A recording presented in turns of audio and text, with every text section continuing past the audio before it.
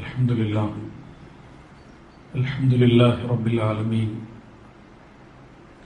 الحمد لله الذي هدانا لخير الأديان وما كنا لنهتدي لولا أن هدانا الله وأكمل لنا ديننا وأتم علينا نعمته ورضي لنا بالإسلام وألف بين قلوب أهل الإيمان وحثهم على أن يكونوا كأعضاء جسد واحد نحمده ونستعينه ونسأل به الكرامة فيما بعد الموت وقد دنا أجلي وأجلكم أشهد أن لا إله إلا الله وحده لا شريك له وأشهد أن محمدا عبده ورسوله أرسله بالحق بشيرا ونذيرا وداعيا إلى الله بإذنه وسراجا منيرا فبلغ الرسالة وأدى الأمانة وقام بالحجة ودعا إلى الحق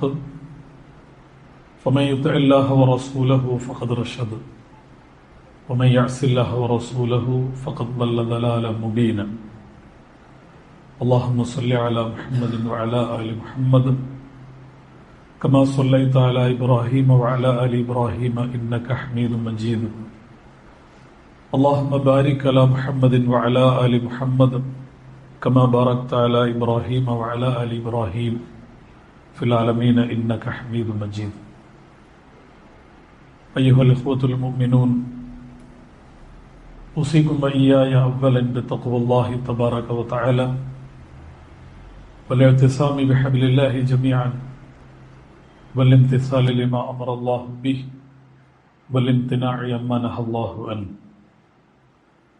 قال الله تبارك وتعالى في محكم كتابه العزيز أعوذ بالله من الشيطان الرجيم والله جعل لكم من بيوتكم سكنا وجعل لكم من جلود الأنعام بيوتا تستخفونها يوم ضعنكم ويوم إقامتكم ومن أصوافها وأوبارها وأشعارها أثاثا ومتاعا إلى حين صدق الله العلي العظيم ബഹുമാന്യരായ അല്ലാഹുവിന്റെ ദീനിന്റെ മാർഗത്തിലെ സത്യവിശ്വാസികളായ സഹോദരന്മാരെ, സഹോദരികളെ, സർവ്വലോകരക്ഷിതാവായ അല്ലാഹു സുബ്ഹാനഹു വ തആലയുടെ ആജ്ഞാനിർദ്ദേശങ്ങൾ ജീവിതത്തിലുടനീളം പാലിച്ച് മുത്തഖികളായി ജീവിക്കണമെന്ന് ഓരോരുത്തരെയും ആദ്യമായി ഓർമ്മപ്പെടുത്തുകയാണ്. അല്ലാഹു സുബ്ഹാനഹു വ തആല അവന്റെ തൃപ്തിയിൽ ജീവിച്ച് മരിക്കുന്ന അവന്റെ ഇഷ്ടപ്പെട്ട ദാസന്മാരുടെ കൂട്ടത്തിൽ നാം ഏവരെയും ഉൾപ്പെടുത്തി അനുഗ്രഹിക്കുമാറാവട്ടെ. ഇതുപോലെ അവന്റെ ജന്നാത്തുൽ ഫിർദൗസിൽ ഒരുമിച്ച് കൂടാനുള്ള സൗഭാഗ്യം പടച്ച റബ്ബ് നമുക്കെല്ലാവർക്കും പ്രദാനം ചെയ്യുമാറാവട്ടെ. അല്ലാഹു നമുക്ക് നൽകിയ നിഅമത്തുകളും അത് ഇല്ലാതാകുമ്പോഴാണ് അതിൻ്റെ വില നമുക്ക് മനസ്സിലാക്കാൻ കഴിയുക. ഒരുപാട് നിഅമത്തുകൾ, ഒരുപാട് അനുഗ്രഹങ്ങൾ പടച്ച റബ്ബ് നമുക്കെല്ലാവർക്കും നൽകിയിട്ടുണ്ട്. ആ അനുഗ്രഹങ്ങളുടെ കാര്യത്തിൽ ചിലപ്പോൾ ഏറ്റക്കുറച്ചിലുകൾ ഉണ്ടാവാം. പക്ഷേ അള്ളാഹുവിന്റെ അനുഗ്രഹങ്ങൾ തടയപ്പെട്ട ഒരു ജനതയും ഒരു വ്യക്തിയും നമുക്ക് കാണാൻ സാധിക്കുകയില്ല. ഒരു നിലക്കല്ലെങ്കിൽ മറ്റൊരു വിധത്തിൽ അള്ളാഹുവിന്റെ നിഅമത്തിന് എല്ലാവരും വിധേയരാണ്. പലപ്പോഴും അത് നമുക്ക് ആ അനുഗ്രഹങ്ങൾ, നിഅമത്തുകൾ ലഭ്യമായിക്കൊണ്ടിരിക്കുമ്പോൾ അതിന്റെ പ്രാധാന്യം, അതിന്റെ ഗൗരവം നമുക്ക് വേണ്ട പോലെ ഉൾക്കൊള്ളാനും ആ നിഅമത്തുകൾ നമുക്ക് നൽകിയ അള്ളാഹുവിന് അതിന് പകരമായി ശുക്ർ ചെയ്യാനും പലപ്പോഴും സാധിക്കാറില്ല എന്നതും ഒരു യാഥാർത്ഥ്യമാണ്. അള്ളാഹു നമുക്ക് നൽകിയ നിഅമത്തുകൾ നമ്മൾ എണ്ണുമ്പോൾ അതിലേറ്റവും പ്രധാനപ്പെട്ട ഒന്നാണ് നമ്മുടെ വീടുകൾ, നമ്മുടെ ഭവനം.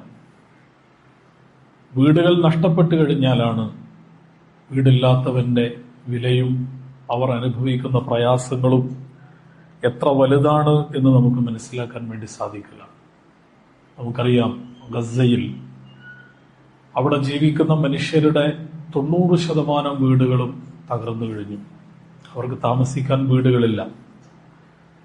വീടുകളില്ലാതെ ടെന്റുകളിലും അഭയാർത്ഥി ക്യാമ്പുകളിലുമൊക്കെയാണ് ആ ജനത ഇന്ന് ജീവിച്ചുകൊണ്ടിരിക്കുന്നത്. നമ്മുടെ നാട്ടിൽ കഴിഞ്ഞ വർഷം മുണ്ടക്കൈ ചൂരൽമല ഉരുൾപൊട്ടൽ, അതിലൊരുപാട് മനുഷ്യന്മാർ മരിച്ചുപോയി. ഒരുപാട് വീടുകൾ തകർന്നുപോയി. വീടുകൾ തകർന്നുപോയി ജീവൻ ബാക്കിയായ ഒരുപാട് മനുഷ്യന്മാരുണ്ട്, അല്ലേ? അവരുടെ അവസ്ഥ നമ്മളൊന്ന് ആലോചിച്ച് നോക്കി. കഴിഞ്ഞ ഒരു വർഷത്തിലധികമായി അവർക്ക് സ്വന്തമായി വീടുകളില്ല.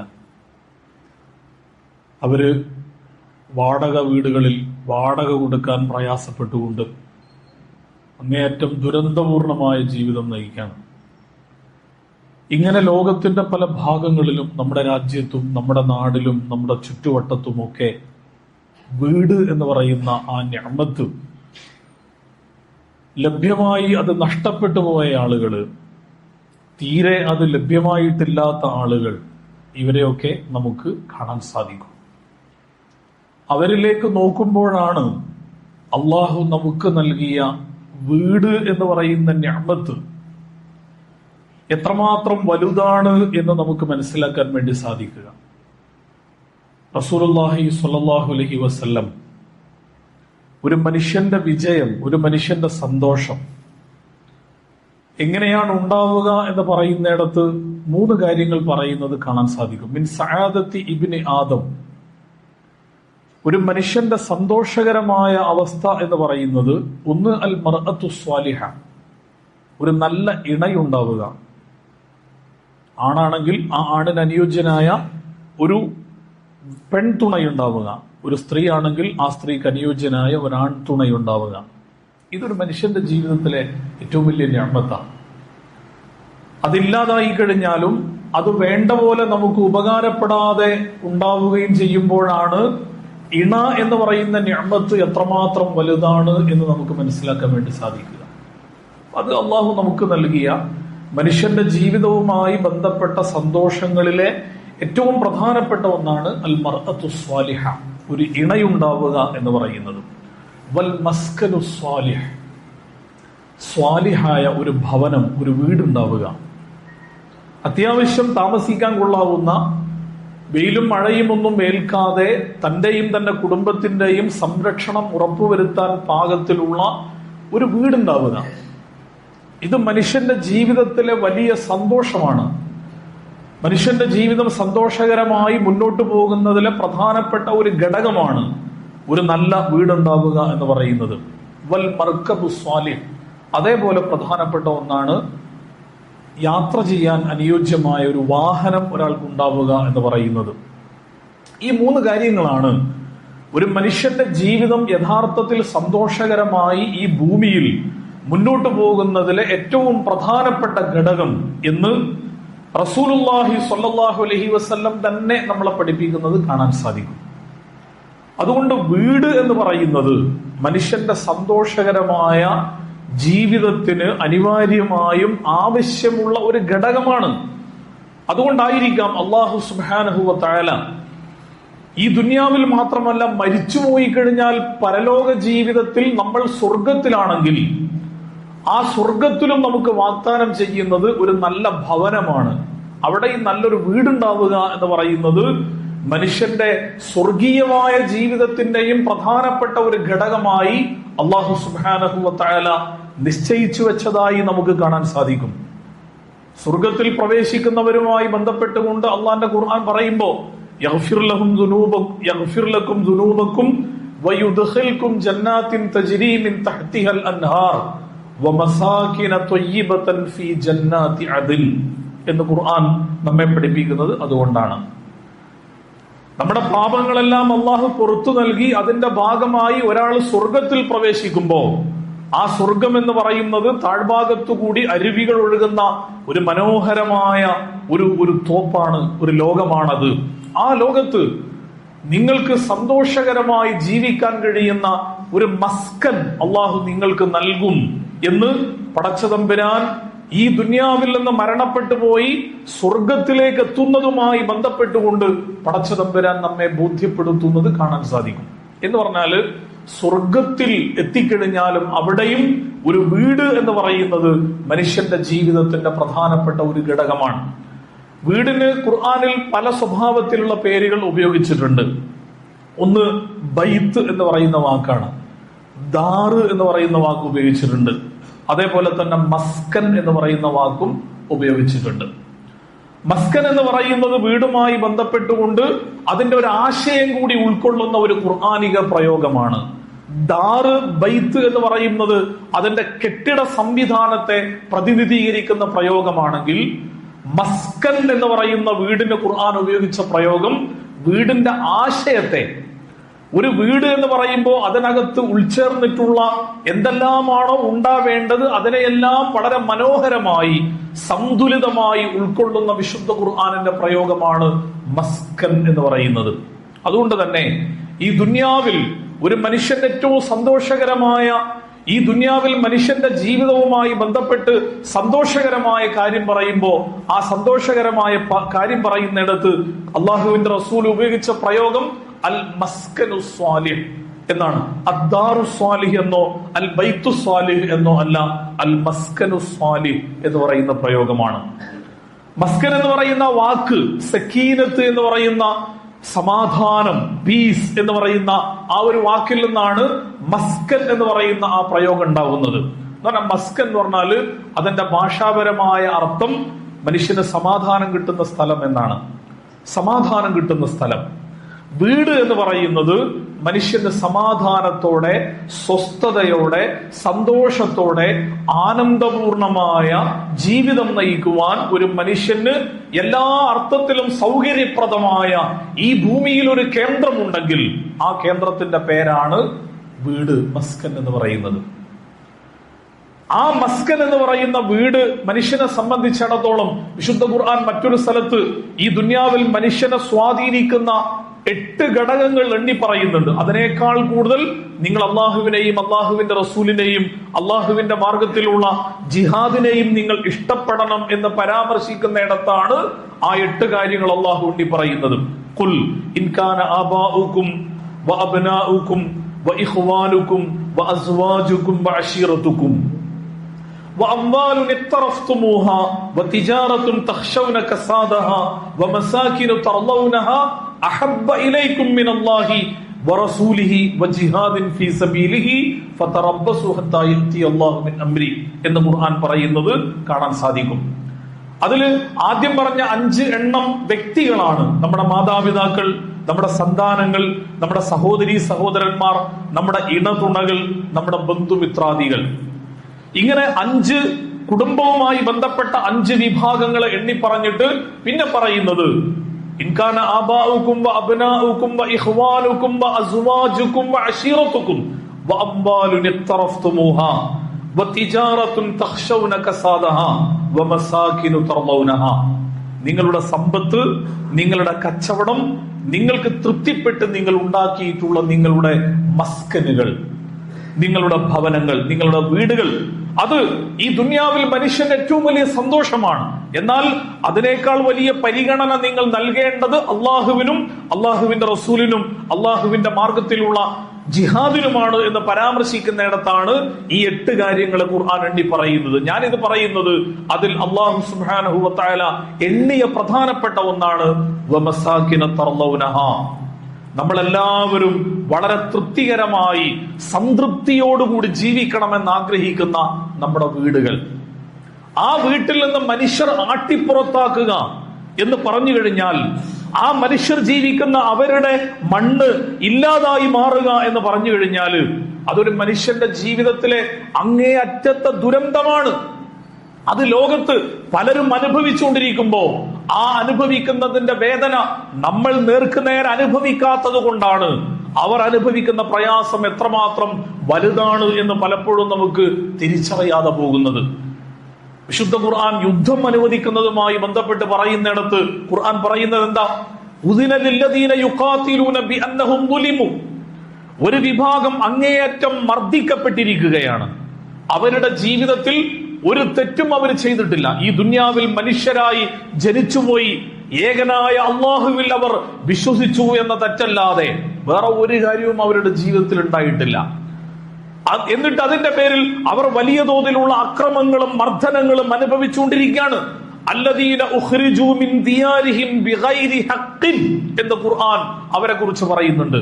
അല്ലദീന ഉഖ്രിജൂ മിൻ ദിയാരിഹിം ബിഗൈരി ഹഖ്ഖിൻ. ഒരവകാശവുമില്ലാതെ, ഒരു ന്യായീകരണത്തിനും വകുപ്പില്ലാതെ അവരെ അവരുടെ ഭവനങ്ങളിൽ നിന്ന് ആട്ടിപ്പുറത്താക്കിയിരിക്കുകയാണ്. അങ്ങനെ സ്വന്തം വീടുകളിൽ നിന്ന് ആട്ടിപ്പുറത്താക്കപ്പെട്ട, നീതി നിഷേധിക്കപ്പെട്ട, മർദ്ദിതരായ ആ ജനവിഭാഗത്തിന് വേണ്ടി അള്ളാഹുവിന്റെ മാർഗത്തിൽ യുദ്ധം ചെയ്യാതിരിക്കാൻ നിങ്ങൾക്ക് എന്ത് ന്യായമാണ് ഉള്ളത് എന്ന് പടച്ചതമ്പുരാൻ ചോദിക്കുമ്പോ വീട് എത്രമാത്രം പ്രധാനപ്പെട്ട ഒന്നാണ് എന്നുകൂടിയാ ഖുർആൻ ഇവിടെ പറയുന്നത്. അല്ലദീന ഉഖ്രിജൂ മിൻ ദിയാരിഹിം ബിഗൈരി ഹഖ്ഖിൻ. അവരെ അവരുടെ വീടുകളിൽ നിന്ന് ആട്ടിപ്പുറത്താക്കപ്പെട്ടിരിക്കുകയാണ്. അവർക്ക് അവരുടെ വീടുകളിൽ താമസിക്കാൻ കഴിയാത്ത വിധം അവരെ ഭവനരഹിതരാക്കി മാറ്റിയിരിക്കുകയാണ്. ആ ജനതയ്ക്ക് വേണ്ടി നിങ്ങൾ പോരാടണമെന്ന് വിശുദ്ധ ഖുർആൻ നമ്മെ പഠിപ്പിക്കുമ്പോ തീർച്ചയായും ഇത് വളരെ വളരെ ഗൗരവപ്പെട്ട വിഷയമാണ്. ഒരു മനുഷ്യനെ സംബന്ധിച്ചിടത്തോളം വീടുണ്ടാവുക എന്ന് പറയുന്നത്, ആ വീട് എന്ന് പറയുന്ന നിഅമത്ത് അല്ലാഹു സുബ്ഹാനഹു വ തആല നമുക്ക് നൽകിയിട്ടുണ്ട്. ആ നിഅമത്ത് ഏതോ നിലക്ക് അനുഭവിച്ചുകൊണ്ടിരിക്കുന്നവരാണ് നമ്മളെല്ലാവരും.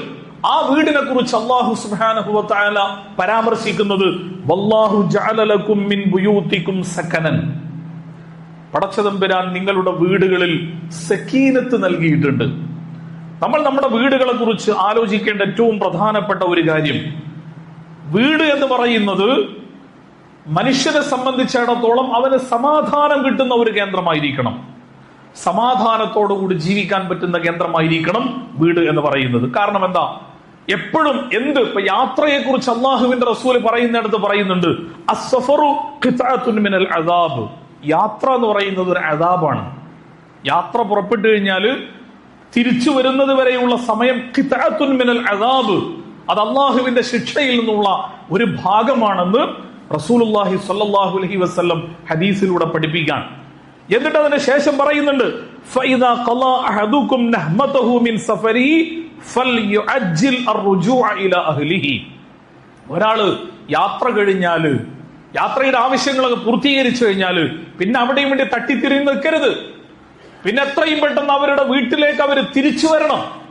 കാരണം ആ ഖിത്അത്തുൻ മിനൽ അദാബ് എന്ന് പറയുന്ന സഫറിന്റെ പ്രയാസങ്ങളിൽ നിന്ന് നിങ്ങൾക്ക് മോചിതനാവാൻ കഴിയേണ്ടത് നിങ്ങളുടെ വീടുകളിൽ എത്തുമ്പോഴാണ്. നിങ്ങളുടെ ഭവനങ്ങളിലേക്ക് തിരിച്ചു വരുമ്പോഴാണ് നിങ്ങൾക്ക് സക്കീനത്ത് ഉണ്ടാവേണ്ടത്, നിങ്ങൾക്ക് സംതൃപ്തി ഉണ്ടാവേണ്ടത്, നിങ്ങൾക്ക് സന്തോഷം ഉണ്ടാകേണ്ടത്. ഇതാണ് വീടിനെ കുറിച്ചുള്ള മനുഷ്യ സമൂഹം കാലങ്ങളായി നിലനിർത്തിപ്പോരുന്ന സങ്കല്പം. അത് തന്നെയാണ് ഇസ്ലാമും വീടിനെ കുറിച്ച് പറയുന്ന സങ്കല്പം. പക്ഷെ ഇന്ന് നേരെ തിരിഞ്ഞിരിക്കാം. വീടിനകത്ത് മനുഷ്യന് സമാധാനമല്ല. വീടിനകത്ത് എപ്പോ നോക്കിയാലും പ്രശ്നങ്ങളാണ്. ഭാര്യയും ഭർത്താവും തമ്മിൽ പ്രശ്നം, മാതാപിതാക്കളും മക്കളും തമ്മിൽ ചേരുന്നില്ല, അതേപോലെ തന്നെ സഹോദരന്മാര് ജ്യേഷ്ഠനും അനുജനും തമ്മിൽ പ്രശ്നങ്ങളാണ്. ഇങ്ങനെ ആകപ്പാടെ ഒരു ലഹളയുടെയും വലിയ തോതിലുള്ള പ്രശ്നങ്ങളുടെയും കേന്ദ്രമായി പലപ്പോഴും വീടുകൾ മാറുകയും, അതുകൊണ്ട് വീട്ടിൽ നിന്ന് പുറത്തേക്ക് പോവാം. എന്തിനു വേണ്ടി? സമാധാനത്തിനു വേണ്ടി, സന്തോഷിക്കാൻ വേണ്ടി, ആസ്വദിക്കാൻ വേണ്ടി, ജീവിതത്തിന്റെ ഈ പറയുന്ന വിഷമങ്ങളും പ്രയാസങ്ങളും ഒക്കെ ഇല്ലാതാകാൻ വേണ്ടി സ്വന്തം വീട്ടിൽ നിന്ന് പുറത്തേക്ക് പോവുക. അതാണല്ലോ പുതിയ കാലത്ത് ടൂറിസം എന്ന് പറയുന്നത് തന്നെ അങ്ങനെയാണ്. ടൂറിസം എന്ന് പറയുന്ന ആശയം തന്നെ നിങ്ങളുടെ വീടിനകത്ത് നിങ്ങൾക്ക് സമാധാനത്തോടുകൂടി ജീവിക്കാൻ കഴിയില്ല. വീടിനകത്ത് നിങ്ങൾക്ക് സമാധാനം ഉണ്ടാവില്ല. ഞങ്ങൾ പറയുന്ന ഡെസ്റ്റിനേഷനിലേക്ക് നിങ്ങൾ വന്നു കഴിഞ്ഞാൽ നിങ്ങൾക്ക് ആസ്വദിക്കാം, നിങ്ങൾക്ക് അർമാദിക്കാം, നിങ്ങൾക്ക് ഉല്ലസിക്കാം, നിങ്ങൾക്ക് വേണ്ട എല്ലാം ഞങ്ങൾ ഒരുക്കി വെച്ചിട്ടുണ്ട്. അത് വന്ന് ആസ്വദിച്ച് നിങ്ങൾ സന്തോഷത്തോടുകൂടി ജീവിച്ചു പോവുക.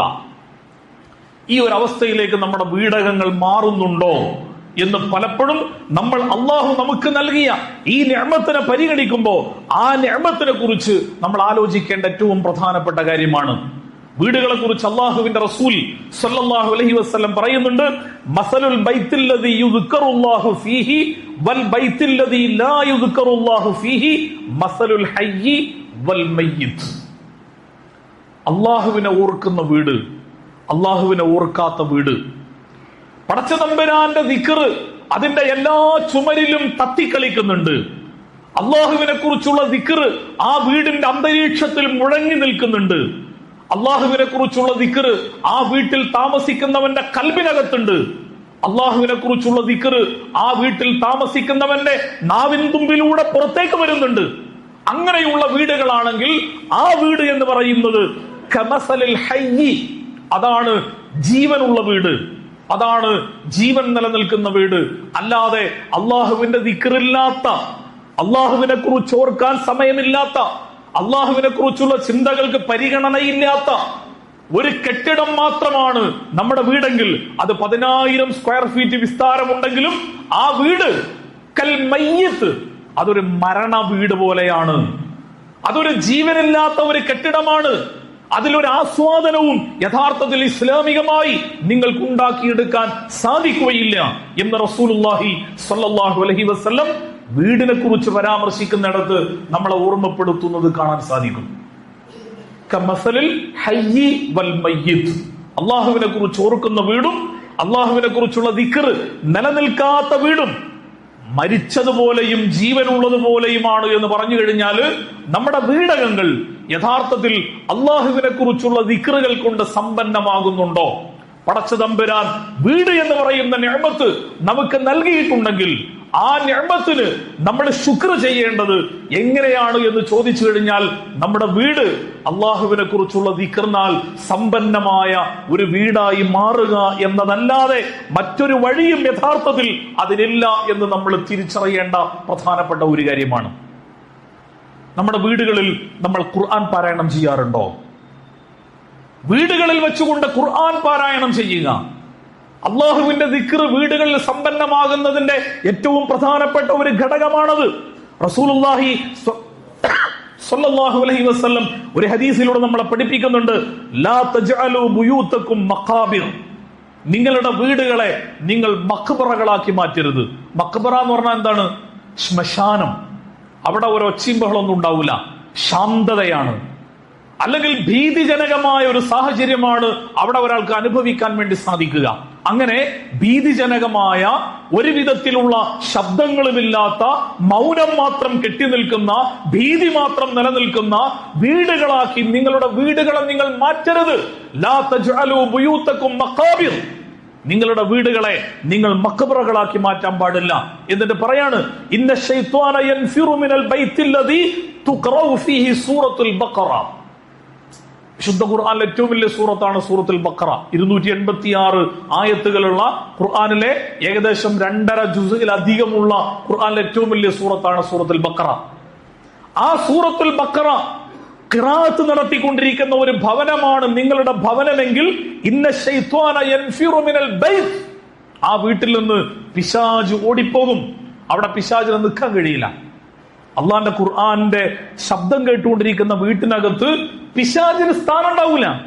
ഷെയ്ത്വാൻ എന്ന് പറയുന്ന, ഇബ്ലീസ് എന്ന് പറയുന്ന മനുഷ്യനെ വഴികേടിലാക്കാൻ വേണ്ടി ശ്രമിക്കുന്ന ആ സംവിധാനത്തിന് ഒരു വിധത്തിലുള്ള സ്പേസും അള്ളാന്റെ ഖുർആനിന്റെ ശബ്ദം കൊണ്ട് മുഖരിതമായ വീടകങ്ങളിൽ അവിടെ നമുക്ക് കാണാൻ സാധിക്കുകയില്ല. നമ്മുടെ വീടകങ്ങളിൽ ഖുർആൻ കൊണ്ട് സമ്പന്നമാക്കാൻ നമുക്ക് സാധിക്കുന്നുണ്ടോ? ഇഖ്റഊ സൂറത്തുൽ ബഖറതി ഫഇന്ന അഖദഹാ ബറകതൻ വതറകഹാ ഹസ്റതൻ വലാ തസ്തതിഉഹാ അൽ ബത്വല എന്ന് റസൂലുള്ളാഹി സ്വല്ലല്ലാഹു അലൈഹി വസല്ലം മറ്റൊരു ഹദീസിൽ സൂറത്തുൽ ബഖറയെ പറയാൻ കാരണം എന്താ വെച്ചാൽ ഖുർആനിലെ ഏറ്റവും വലിയ സൂറത്താണ് ബഖറ എന്നതുകൊണ്ടാണ്. സൂറത്തുൽ ബഖറ മാത്രം പാരായണം ചെയ്യണം എന്നല്ല ഇതിന്റെ അർത്ഥം. ഖുർആനിലെ ഏറ്റവും വലിയ സൂറത്തായ ബഖറ ഒരാൾ പാരായണം ചെയ്യുന്നുണ്ടെങ്കിൽ സ്വാഭാവികമായും മറ്റു സൂറത്തുകളിലൂടെയും അയാൾ പോകും. അതുകൊണ്ട് വീടകങ്ങളിൽ അള്ളാഹുവിന്റെ ഖുർആൻ കൊണ്ട് നിങ്ങൾ സമ്പന്നമാക്കുക. അള്ളാഹുവിന്റെ ഖുർആനിന്റെ ശബ്ദമുഖരിതമായ ഭവനങ്ങളാക്കി നമ്മുടെ ഭവനങ്ങൾ മാറുക. നമ്മുടെ വീടിൽ 24 മണിക്കൂറുള്ള ഒരു ദിവസത്തിൽ ഖുർആനിന്റെ ശബ്ദം കേൾക്കുന്ന എത്ര സമയമുണ്ട്? നമ്മൾ ആലോചിക്കേണ്ട കാര്യമാണ്. നമ്മുടെ വീട്ടിനകത്ത് അള്ളാഹുവിന്റെ ഖുർആനിന്റെ ശബ്ദം കൊണ്ട് മുഖരിതമാകുന്ന എത്ര സമയം നമ്മുടെ വീട്ടിനകത്തുണ്ട്? നമ്മൾ നമ്മളെ കുറിച്ച് ആലോചിക്കുക. നമ്മുടെ മക്കൾ ഖുർആൻ പാരായണം ചെയ്യാറുണ്ടോ? ഞാൻ ഖുർആൻ പാരായണം ചെയ്യാറുണ്ടോ? എന്റെ ഇണ ഖുർആൻ പാരായണം ചെയ്യാറുണ്ടോ? ഒരുപക്ഷെ നമ്മുടെ വൃദ്ധരായ മാതാപിതാക്കൾ അവരുടെ പഴയകാലത്ത് ആചരിച്ചു പോന്ന കുറെ കാലങ്ങളായി തുടർന്നു പോരുന്ന ശീലം എന്ന നിലക്ക് ചെയ്തുകൊണ്ടിരിക്കുന്ന ഖുർആൻ പാരായണം മാറ്റി നിർത്തി കഴിഞ്ഞാൽ അത്തരം വയസ്സായ മാതാപിതാക്കൾ ഇല്ലാത്ത വീടുകളിൽ ഇന്ന് ഖുർആൻ ഉണ്ടോ എന്ന് നമ്മൾ ആലോചിക്കേണ്ട കാര്യമാണ്. നമ്മുടെ കൈകളിൽ മൊബൈൽ ഫോൺ ഉണ്ട്, ആൻഡ്രോയിഡ് മൊബൈൽ ഫോൺ ഉണ്ട്, ഐഫോൺ ഉപയോഗിക്കുന്നവരാ നമ്മൾ. അതിൽ വൈഫൈ ഉണ്ട്, അതിൽ ഇഷ്ടം പോലെ മൊബൈൽ ഡാറ്റയുണ്ട്. ഇതെല്ലാം ഉപയോഗിച്ചുകൊണ്ട് എന്റർടൈൻമെന്റിന്റേതായ ഒരു ലോകം നമ്മുടെ വീടകത്ത് നമ്മൾ സൃഷ്ടിക്കുമ്പോ അള്ളാന്റെ ഖുർആനിന് നമ്മുടെ വീടുകളിൽ എത്ര സ്ഥാനമാണ് നമ്മൾ നൽകുന്നത്? അള്ളാഹുവിന്റെ ഖുർആനിന് എത്ര മണിക്കൂറുകൾ നമ്മുടെ വീടകത്ത് നമ്മൾ മാറ്റിവെക്കുന്നുണ്ട്? എത്ര മിനിറ്റുകൾ നമ്മൾ മാറ്റിവെക്കുന്നുണ്ട്?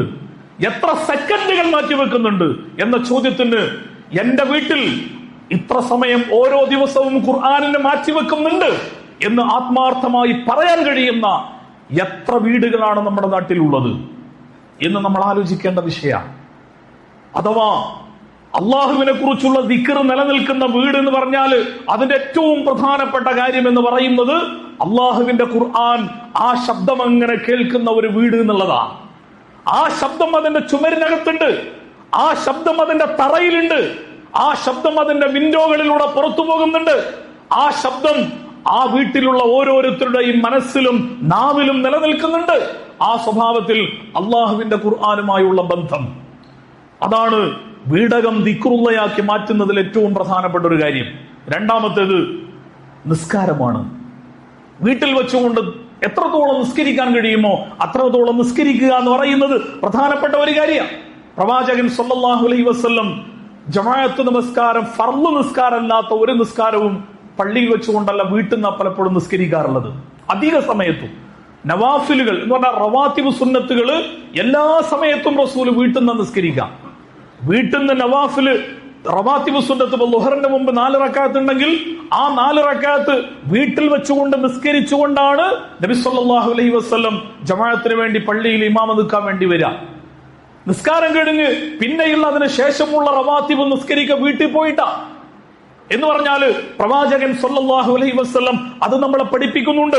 ഇജ്അലൂ മിൻ സ്വലാത്തികും ഫീ ബുയൂത്തികും വലാ തത്തഖിദൂഹാ ഖുബൂറാ.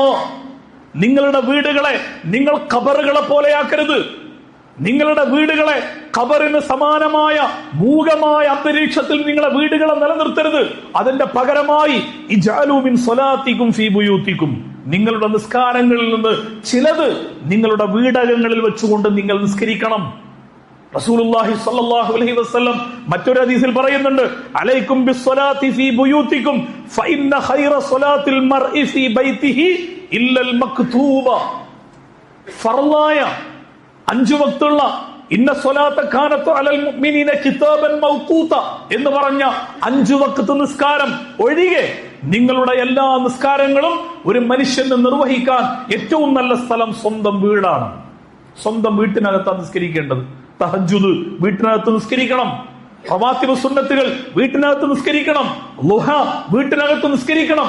ഇങ്ങനെ സുന്നത്തായ നിസ്കാരങ്ങൾ കൊണ്ട് നമ്മുടെ വീടുകളെ സമ്പന്നമാക്കാൻ നമുക്ക് സാധിച്ചു കഴിഞ്ഞാൽ ആ വീട് അള്ളാഹുവിന്റെ ദിക്റിനാൽ സമ്പന്നമായ വീടായിരിക്കുമെന്ന കാര്യത്തിൽ യാതൊരു സംശയമല്ല. ആ അർത്ഥത്തിൽ നമ്മുടെ വീടുകളെ നമുക്ക് സമ്പന്നമാക്കാൻ സാധിക്കുന്നുണ്ടോ എന്ന് നമ്മൾ ആലോചിക്കേണ്ട കാര്യമാണ്. റസൂലുള്ളാഹി സ്വല്ലല്ലാഹു അലൈഹി വസല്ലം പറയുന്നുണ്ട്, റഹിമല്ലാഹു റജുലൻ ഖാമ മിനൽ ലൈലി ഫസല്ലാ. ഒരാളെ അല്ലാഹു അനുഗ്രഹിക്കട്ടെ. എന്താണ് മനുഷ്യന്റെ പ്രത്യേകത? അയാളെ രാത്രി എഴുന്നേൽക്കും. ഖാമ മിനൽ ലൈലി ഫസല്ലാ, രാത്രിയിൽ ആ മനുഷ്യൻ എഴുന്നേൽക്കും, എഴുന്നേറ്റുകൊണ്ട് നിസ്കരിക്കും. ഫഅയ്ഖല ഇംറാതുഹു, നിസ്കരിക്കുക മാത്രമല്ല ചെയ്യുക, തന്റെ ഭാര്യയെ വിളിച്ചുണർത്തും. ഭാര്യയെയും രാത്രിയിൽ നിസ്കരിക്കാൻ വേണ്ടി വിളിച്ചുണർത്തും. ഫസല്ലത്ത്, അങ്ങനെ അവൾ നിസ്കരിക്കും. ഫഇൻ അബത്ത്, അവൾ എഴുന്നേൽക്കാൻ വിസമ്മതിച്ചാലോ? രാത്രി നിസ്കരിക്കാൻ വേണ്ടി വിളിച്ചിട്ട് അവൾ എഴുന്നേൽക്കുന്നില്ല. എഴുന്നേൽക്കാൻ വിസമ്മതിച്ചു കഴിഞ്ഞാൽ അവളുടെ മുഖത്തേക്ക് വെള്ളം കുടയും. അവളുടെ മുഖത്തേക്ക് വെള്ളം കുടഞ്ഞുകൊണ്ട് അവരെ എഴുന്നേൽപ്പിക്കും. എന്നിട്ട് റസൂൽ വീണ്ടും പറയാണ്, അതേപോലെ രാത്രിയിൽ എഴുന്നേറ്റ് നിസ്കരിക്കുന്ന ഒരു സ്ത്രീ, അവള് രാത്രിയിൽ എഴുന്നേറ്റുകൊണ്ട് അള്ളാഹുവിന്റെ മുമ്പിൽ എഴുന്നേറ്റുകൊണ്ട് നിസ്കരിക്കുന്നവളാണ്. അവൾ നിസ്കരിക്കുക മാത്രമല്ല ചെയ്യുക, അവൾ അവളുടെ ഭർത്താവിനെയും വിളിച്ചുണർത്തും. ഭാര്യ കിടന്നുറങ്ങുമ്പോ ഭർത്താവ് കൂർക്കം വലിച്ചുറങ്ങല്ല. ഭാര്യ കിടന്നുറങ്ങുമ്പോ ഭർത്താവ് കിടന്നുറങ്ങുമ്പോ ഭാര്യ കൂർക്കം വലിച്ചുറങ്ങല്ല. രണ്ടാളും പരസ്പരം അങ്ങോട്ടും ഇങ്ങോട്ടും വിളിച്ചുണർത്തും. വിളിച്ചുണർത്തിയിട്ടും അവർ ഉണരുന്നില്ലെങ്കിലോ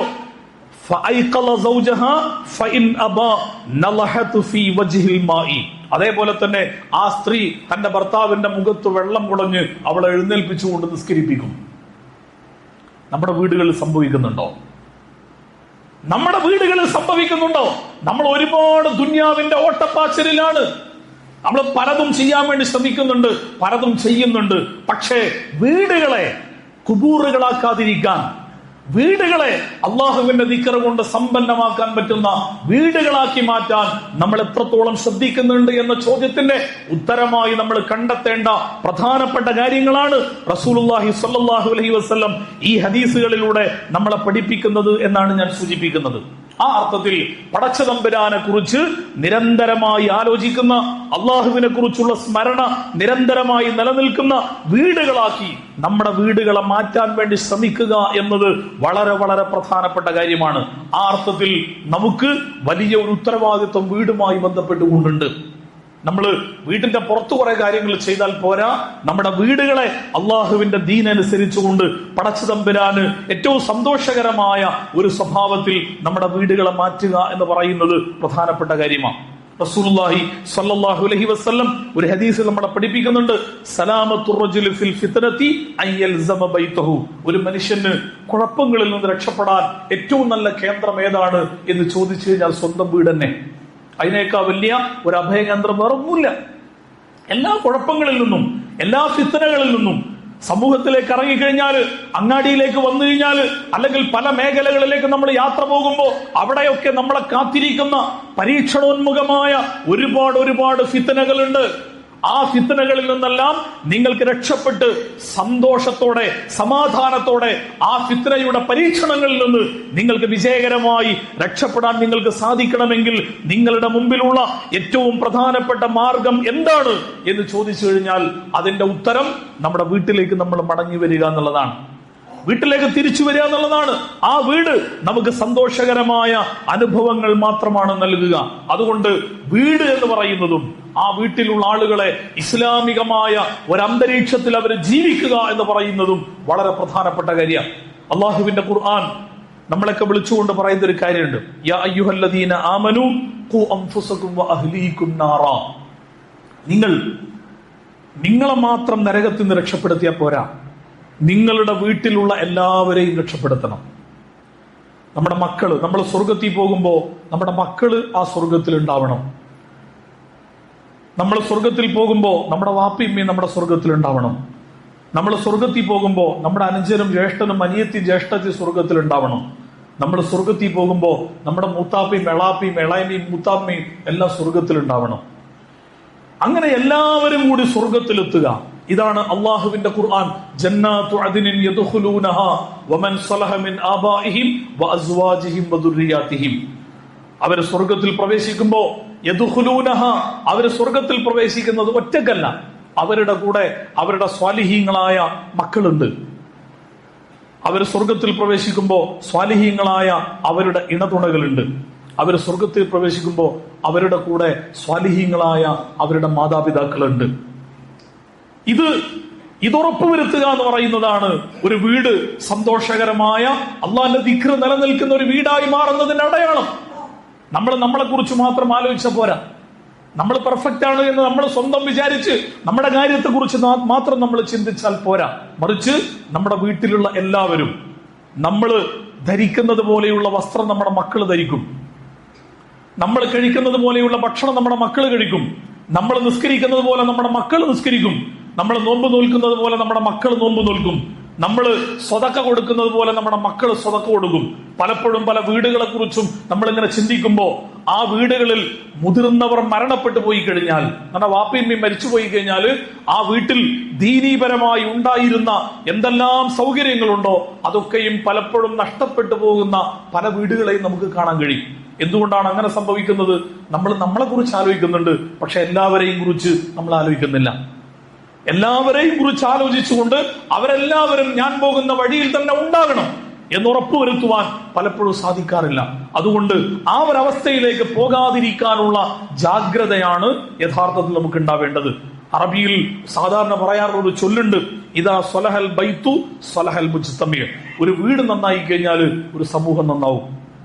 വീട് നന്നായാല് സമൂഹം നന്നാവും എന്ന് പറഞ്ഞാല് ആ വീട്ടിലുള്ള ആളുകൾ നന്നായി കഴിഞ്ഞാൽ നന്നാവുക എന്ന് പറയുന്നത് സമൂഹത്തിൽ നിന്നല്ല നടക്കേണ്ടത്, സ്വന്തം വീട്ടിൽ നിന്നാണ്. സ്വന്തം വീട്ടിൽ നിന്നാണ് നടക്കേണ്ടത്. അത് നടന്നു കഴിഞ്ഞാൽ ഒരു സമൂഹം സ്വാഭാവികമായിട്ടും നന്നാകുമെന്ന് സാധാരണ ഒരു പഴംപൊഴി മാത്രമല്ല, അത് വളരെ റിയാലിറ്റി ഉള്ള ഒരു സ്റ്റേറ്റ്മെന്റാണ്. എന്ന് പറഞ്ഞാല് വീട്ടിലുള്ള മനുഷ്യന്മാർ നന്നായി കഴിഞ്ഞാൽ സമൂഹത്തിലുള്ള എല്ലാവരും സ്വാഭാവികമായി നന്നാവും.